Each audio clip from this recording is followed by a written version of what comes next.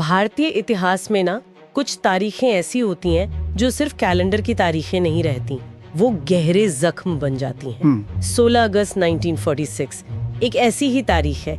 इसे direct action day कहते हैं या फिर ग्रेट कैलकाटा किलिंग्स। जी बिल्कुल। ये सिर्फ एक घटना नहीं थी, ये वो चिंगारी थी जिसने जैसे भारत के बंटवारे की आग को और भड़का दिया, रास्ता लगभग तय कर दिया कि आगे खून खराबा होगा। हाँ। आज हम इसी भयानक दिन की और इसके पीछे क्या वजहें थीं, उनकी तह तक जाने की कोशिश करेंगे, जो भी जानकारी, जो स्रोत हमारे पास है, उनके आधार पर। बिल्कुल। और देखिए, सबसे बड़ा सवाल यही है कि क्या ये जो भयानक हिंसा हुई कलकत्ता में, ये अचानक भड़क गई? हाँ, यही सवाल मन में आता है। या फिर ये सालों से जो नफरत पनप रही थी, हाँ। जो राजनीतिक खींचतान थी, सामाजिक आर्थिक हालात थे, उनका एक तरह से नतीजा था, एक विस्फोट। तो हमारा मकसद यही है समझना कि इस पूरी त्रासदी के पीछे असली कारण क्या थे, कौन से फैसले थे जो इतने भारी पड़े, और सबसे जरूरी, आम इंसानों पर इसका क्या असर हुआ। तो चलिए शुरू से शुरू करते हैं। उस दौर में चलते हैं। साल 1946, दूसरा विश्व युद्ध खत्म हो चुका है। जी। ब्रिटेन कमजोर पड़ गया है और ये साफ है कि उन्हें भारत छोड़ना पड़ेगा। हाँ, जाना तो था ही उन्हें। सवाल बस ये था कि ये सत्ता कैसे सौंपी जाएगी, खासकर तब जब देश की दो सबसे बड़ी पार्टियां कांग्रेस और मुस्लिम लीग बिल्कुल अलग अलग रास्ते देख रही थीं। बिल्कुल, एक संयुक्त भारत चाहता था, दूसरा अलग पाकिस्तान। इसी माहौल में ब्रिटिश प्रधानमंत्री क्लेमेंट एटली ने कैबिनेट मिशन प्लान भेजा। हाँ, ये कैबिनेट मिशन प्लान, देखिए, ये एक बहुत ही पेचीदा कोशिश थी, एक तरह से बीच का रास्ता निकालने की। बीच का रास्ता कैसे? इसमें एक ऐसे भारत का प्रस्ताव था जिसमें केंद्र सरकार, मतलब दिल्ली की सरकार, वो कमजोर होती। अच्छा। और जो प्रांत थे, सूबे थे, उनको ज्यादा अधिकार मिलते। प्रांतों को ग्रुप्स में भी बांटा गया था। मकसद साफ था, कांग्रेस जो पूरा एक देश चाहती थी और मुस्लिम लीग जो पाकिस्तान पर अड़ी हुई थी, दोनों को किसी तरह मनाया जा सके। लेकिन ये संतुलन साधने की कोशिश ही लगता है मुश्किल बन गई। हाँ, बन गई, क्योंकि दिक्कत ये थी कि दोनों ही पार्टियां इस प्लान को अपने अपने नजरिए से देख रही थी। भरोसा नहीं था एक दूसरे पर। हाँ बिल्कुल, शक का माहौल था, अविश्वास था। और फिर 10 जुलाई 1946 को जवाहरलाल नेहरू का वो प्रेस कॉन्फ्रेंस में बयान आ गया। हाँ, वो बयान जिसने कहते हैं आग में घी डाल दिया। बिल्कुल। उन्होंने कहा कि कांग्रेस संविधान सभा में जाएगी तो जरूर, लेकिन वो इस कैबिनेट मिशन प्लान को अपनी मर्जी से बदलने के लिए स्वतंत्र है। अच्छा। अब मोहम्मद अली जिन्ना के लिए ये बयान एक तरह से खतरे की घंटी था, फाइनल वार्निंग जैसा। उन्हें क्या लगा इससे? उन्हें लगा कि नेहरू का ये बयान सबूत है कि कांग्रेस अपने बहुमत के बल पर मुस्लिम लीग की मांगों को, उनकी चिंताओं को सुनेगी ही नहीं, नजरअंदाज कर देगी। और पाकिस्तान का जो सपना है वो बिना सीधी टक्कर के, बिना टकराव के पूरा नहीं हो पाएगा। तो जिन्ना जो कभी हिंदू मुस्लिम एकता की बात करते थे, हाँ, एक जमाने में करते थे, कांग्रेस में भी थे, लेकिन 1940 के बाद से वो पूरी तरह अलग पाकिस्तान के विचार पर फोकस हो चुके थे। नेहरू के बयान ने उनके इरादे को और पक्का कर दिया। इसी टेंशन वाले माहौल में 29 जुलाई 1946 को जिन्ना ने मुस्लिम लीग से डायरेक्ट एक्शन यानी सीधी कार्रवाई का आह्वान किया। जी। ऊपर से तो ये लगा कि भाई अपनी मांगे मनवाने के लिए हड़ताल करेंगे, प्रदर्शन करेंगे, जैसे राजनीतिक दल करते हैं। हाँ, ऊपरी तौर पर यही कहा गया। लेकिन असल में दिक्कत ये थी कि डायरेक्ट एक्शन का मतलब क्या होगा, ये साफ साफ बताया ही नहीं गया। अच्छा, मतलब अस्पष्ट था। बहुत अस्पष्ट था। क्या ये शांति से विरोध करना था या कुछ और जब लीग के निचले स्तर के लोगों ने, कार्यकर्ताओं ने, समर्थकों ने इसे टकराव और लड़ाई के संकेत की तरह लिया, हाँ, तब भी ऊपर से किसी ने इस गलतफहमी को दूर करने की कोशिश नहीं की। और यही जो अस्पष्टता थी ना, हाँ, ये बहुत खतरनाक साबित हुई। खतरा तो मंडरा रहा था। बिल्कुल, घंटी बज चुकी थी, पर शायद किसी ने ध्यान नहीं दिया वक्त पर। अब इसमें एक और चीज जोड़नी जरूरी है, बंगाल के उस वक्त के हालात। हाँ, बंगाल का संदर्भ बहुत जरूरी है। उस समय बंगाल वैसे तो मुस्लिम बहुल प्रांत था, लेकिन कलकत्ता शहर में हिंदू आबादी ज्यादा थी। जी। और खास बात ये कि प्रांत में सरकार मुस्लिम लीग की थी। हुसैन शहीद सुहरावर्दी मुख्यमंत्री थे। हाँ, सुहरावर्दी काफी ताकतवर नेता माने जाते थे और कहा जाता है कि उनका प्रशासन पर, पुलिस पर अच्छा खासा नियंत्रण था। और बंगाल में पहले भी हिंदू मुस्लिम तनाव की घटनाएं होती रही थी। माहौल सेंसिटिव था, बहुत संवेदनशील था। और इस माहौल में एक और भयानक चीज का असर था, 1943 का बंगाल अकाल। ओह हाँ, वो भयानक अकाल। लाखों लोग मारे गए थे, गांव के गांव खाली हो गए थे, अर्थव्यवस्था पूरी तरह चरमरा गई थी और बड़ी संख्या में बेघर, भूखे, बेसहारा लोग गांवों से भागकर कलकत्ता शहर आ गए थे। तो शहर पर बोझ बढ़ गया है। बहुत ज्यादा। शहर पहले ही आबादी, गरीबी, बेरोजगारी से जूझ रहा था। अकाल ने स्थिति को आप कह सकते हैं विस्फोटक बना दिया। कलकत्ता उस समय एक तरह से बारूद का ढेर था। बस एक चिंगारी चाहिए थी। और वो चिंगारी 16 अगस्त 1946 को लगी। जी। मुख्यमंत्री सोहरावर्दी ने उस दिन को डायरेक्ट एक्शन डे के तौर पर सार्वजनिक छुट्टी घोषित कर दी। हाँ, पब्लिक हॉलिडे। मतलब दुकानें बंद, दफ्तर बंद, लोग सड़कों पर होंगे। जी। और मुस्लिम लीग ने कलकत्ता के शहीद मीनार मैदान पर, जिसे पहले ऑक्टालोनी मॉन्यूमेंट कहते थे, एक बड़ी रैली रखी। हजारों लोग आए होंगे। हजारों की भीड़ जमा हुई और कई रिपोर्ट्स बताती हैं कि उनमें से बहुत से लोग लाठी डंडों, शायद चाकुओं से भी लैस थे। रैली में क्या हुआ? बताया जाता है कि वहाँ नेताओं ने बहुत भड़काऊ भाषण दिए।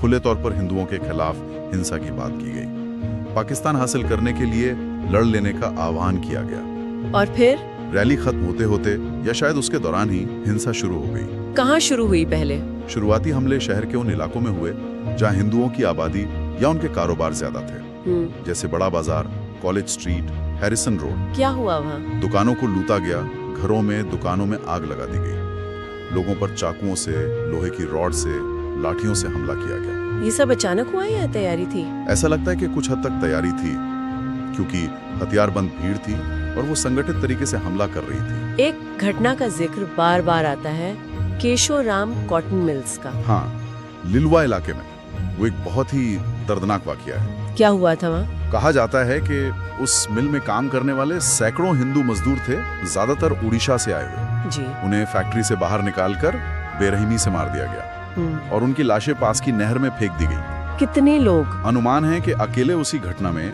शायद 500 या उससे भी ज्यादा लोग मारे गए। ये उस दिन की बर्बरता का सिर्फ एक उदाहरण था। लेकिन क्या ये हिंसा एक तरफा ही रही? नहीं, एक तरफा नहीं रही। जैसे जैसे हमलों की खबर फैली, खासकर 17 अगस्त से, हिंदू समुदाय के लोग भी जमा होने लगे, संगठित होने लगे। उन्होंने भी जवाब दिया? हाँ, कुछ इलाकों में स्थानीय नेताओं ने, जैसे एक नाम आता है गोपाल चंद्र मुखर्जी का, जिन्हें गोपाल पाठा कहते थे, उन्होंने प्रतिरोध खड़ा किया। अच्छा। और फिर बदले की कार्रवाई शुरू हुई। अब मुस्लिम इलाकों को निशाना बनाया जाने लगा और इसमें मुसलमानों का भी बड़े पैमाने पर कत्लेआम हुआ। तो मतलब दोनों तरफ से? दोनों तरफ से। अगले 2-3 दिन 17 और 18 अगस्त कलकत्ता के लिए जैसे नरक बन गए।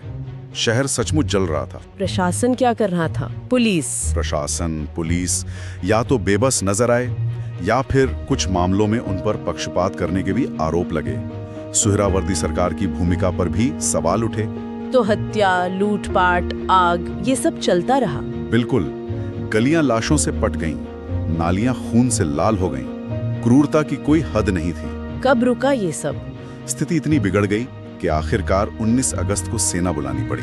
ब्रिटिश आर्मी आई। सेना के आने के बाद धीरे धीरे हिंसा पर काबू पाया गया, लेकिन तब तक जो नुकसान होना था वो हो चुका था। कितना नुकसान? कोई अंदाजा?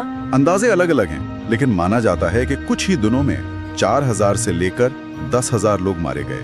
10,000 तक? हाँ, और 1 लाख से ज्यादा लोग बेघर हो गए। उस समय कलकत्ता के एक जाने माने समाज शास्त्री थे, निर्मल कुमार बोस जी। उन्होंने अपनी डायरी में लिखा है कि शहर लाशों से अटा पड़ा था और गिद्ध इंसानों का मांस नोच रहे थे। भयावह। राहत कार्य भी शुरू हुए बाद में, लेकिन त्रासदी देखिए, वो भी हिंदू राहत शिविर और मुस्लिम राहत शिविर में बट गए। इससे तो दूरियां और बढ़ी होंगी। बिल्कुल। जो अविश्वास था वो और गहरा हो गया। और ये जो डायरेक्ट एक्शन डे की आग थी, ये सिर्फ कलकत्ता तक ही रही या? नहीं, ये सिर्फ कलकत्ता तक सीमित नहीं रही। ये तो एक भयानक सिलसिले की बस शुरुआत थी। शुरुआत मतलब इसके बाद और भी हिंसा हुई? बिल्कुल सही। कलकत्ता की हिंसा ने जैसे पूरे देश में सांप्रदायिक नफरत की एक लहर सी पैदा कर दी। कहाँ? इसके फौरन बाद पूर्वी बंगाल के नोआखाली और त्रिपुरा में बड़े पैमाने पर हिंदुओं पर हमले हुए। हजारों लोग मारे गए। जबरन धर्म बदलवाने की घटनाएं हुई। और फिर इसके जवाब में बिहार में मुसलमानों के खिलाफ भयानक हिंसा भड़की। अनुमान है कि वहां भी हजारों मुसलमान मारे गए। बिहार में भी? हाँ। फिर उत्तर प्रदेश में गढ़मुक्तेश्वर है, वहां एक मेले के दौरान मुसलमानों का नरसंहार हुआ। ये एक दुष्चक्र बन गया था। खून का बदला खून ना दिया। मतलब कांग्रेस भी मानने लगी कि बंटवारा ही रास्ता है। कांग्रेस नेतृत्व का एक बड़ा हिस्सा जो पहले बंटवारे के सख्त खिलाफ था, इस हिंसा को देखकर वो भी ये सोचने पर मजबूर हो गया कि शायद मुस्लिम लीग के साथ मिलकर एक देश चलाना अब मुमकिन नहीं होगा। गांधी जी क्या कर रहे थे? महात्मा गांधी जैसे नेता शांति की अपील करते रहे। उन्होंने नोआखाली का दौरा किया, बिहार के दंगा प्रभावित इलाकों में गए, शांति स्थापित करने की बहुत कोशिश की, लेकिन तब तक शायद हालात हाथ से निकल चुके थे। तो कलकत्ता की हिंसा ने बंटवारा तय कर दिया? हाँ, लगभग तय कर दिया। जो डर था ना कि साथ रहना मुश्किल होगा, वो डर अब भयानक हकीकत बन चुका था। और फिर अगस्त 1947 में? अगस्त 1947 में देश का बंटवारा हुआ और उसके साथ आई इतिहास की सबसे बड़ी मानव त्रासदियों में से एक। लाखों लोग मारे गए, करोड़ों लोग अपनी जड़ों से उखड़ गए। तो जब हम ये सारी कड़ियां जोड़कर देखते हैं तो ये साफ है कि डायरेक्ट एक्शन डे कोई अचानक भड़का हुआ दंगा नहीं था। नहीं, बिल्कुल नहीं। ये एक बहुत ही जटिल और दुखद नतीजा था कई चीजों का। किन चीजों का? देखिए, इसमें राजनीतिक महत्वाकांक्षाएं थी, खास तौर पे मुस्लिम लीग की पाकिस्तान बनाने की जिद और कांग्रेस की अखंड भारत बनाए रखने की इच्छा, इन दोनों का टकराव था। और इसमें सालों से जमा हो रहा सामाजिक आर्थिक तनाव था, जैसे हमने बंगाला काल की बात की, भूखमरी, बेरोजगारी, उसने जमीन तैयार की। फिर गहराता हुआ सांप्रदायिक अविश्वास, जिसे नेताओं के भाषणों ने, बयानों ने और हवा दी। और प्रशासन? और हाँ, प्रशासनिक विफलताएं, चाहे वो सुहरावर्दी सरकार की संदिग्ध भूमिका हो या फिर ब्रिटिश प्रशासन की शुरुआती ढिलाई या निष्क्रियता, इन सब ने मिलकर उस भयानक त्रासदी को जन्म दिया। तो ये वाकई भारतीय इतिहास का एक निर्णायक मोड़ था। निर्णायक और बेहद दुखद मोड़, जिसने इस उपमहाद्वीप का नक्शा भी बदला और इसका भविष्य भी हमेशा के लिए बदल दिया। जब हम इस इतिहास को देखते हैं ना, तो कुछ सबक बहुत साफ नजर आते हैं और वो आज भी उतने ही जरूरी हैं। जी बिल्कुल। पहली और सबसे सीधी सी बात तो यही लगती है कि नेताओं के जो भड़काऊ भाषण होते हैं, गैर जिम्मेदाराना बयान होते हैं, हाँ, उनकी कीमत हमेशा आम जनता चुकाती है, अपनी जान से, अपने माल से। नफरत फैलाना कितना आसान है, पर उसकी आग बुझाना लगभग नामुमकिन। बिल्कुल सही कहा। और दूसरा अहम सबक है निष्पक्ष और मजबूत संस्थाओं का महत्व। पुलिस, प्रशासन, हाँ, अगर ये अपना काम बिना किसी भेदभाव के और पूरी ताकत से करें तो समाज को बिखरने से बचा सकते हैं। लेकिन जब ये कमजोर पड़ते हैं या किसी एक तरफ झुक जाते हैं तो नतीजा भयानक होता है। जैसा हमने कलकत्ता में देखा, कानून का राज वो पहली शर्त है किसी भी समाज के लिए। तीसरा सबक अफवाहों और नफरत के फैलने से जुड़ा है।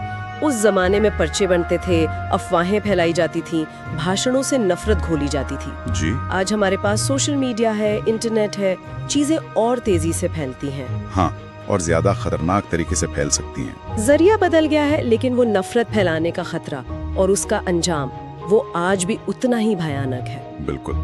और चौथा और शायद सबसे जरूरी सबक, इतिहास को भूलना नहीं चाहिए। उससे मुंह मोड़ना हमें उन्हीं गलतियों को दोहराने के रास्ते पर ले जाता है। सही बात है। 1946 की ये घटनाएं हमें बार बार याद दिलाती हैं कि कैसे राजनीतिक स्वार्थ, सांप्रदायिक सोच, प्रशासनिक लापरवाही, ये सब मिलकर कितनी बड़ी मानवीय त्रासदी रच सकते हैं। अगर हम इस इतिहास को याद नहीं रखेंगे, इसके कारणों को नहीं समझेंगे, तो हम भविष्य में ऐसी घटनाओं को रोकने में शायद नाकाम रहेंगे। बिल्कुल। डायरेक्ट एक्शन डे सिर्फ इतिहास का एक काला पन्ना नहीं है, ये आने वाले समय के लिए एक चेतावनी भी है। इससे याद रखना और इससे सीखना दोनों बहुत जरूरी हैं, ताकि हम एक बेहतर, एक सुरक्षित समाज बना सकें। और अंत में एक सवाल सोचने के लिए छोड़ जाते हैं हम सबके लिए। जी। इतिहास की ये जो दर्दनाक यादें हैं, चाहे वो किसी भी समुदाय से जुड़ी हों, ये आज हमारे समाज में हमारे आपसी रिश्तों पर कैसे असर डालती हैं? हाँ, ये जरूरी सवाल है। और आज के इस दौर में जब जानकारी और गलत जानकारी दोनों ही जंगल की आग की तरह फैल सकती हैं, तब नेताओं की, चाहे वो राजनीतिक हों या सामाजिक, उनकी क्या जिम्मेदारी बनती है? कैसे वो समाज को बांटने वाली ताकतों से बचाएं?